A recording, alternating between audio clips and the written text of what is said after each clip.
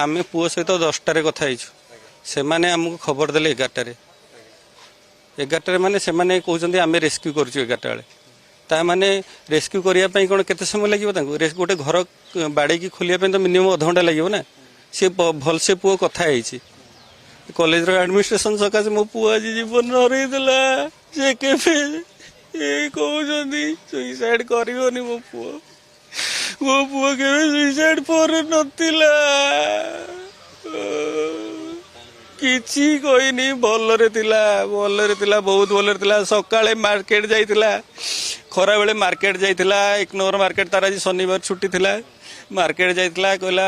ता माँ को फोन करे मते कहनी ता माँ कहले मामा जोता किनिबी मते 5 टंका पठाना मुझे आज आमर मर्णिंग ऑफिस थिला मु 2टा हम 2टा घरे पहुंची ता माँ कहला ताको पठाना 5 टंका मुझे सब एत तार एत नाइकी फाइकी जोता अच्छी एत कौन जोता दरकार मु 500 टंका जगह 1000 टंका पठेली सी जोता किणिकी आनी बुलूला भल थिला गला कॉलेज कर्तृपक्ष किसी आलोचना करना कि सिंगल कथा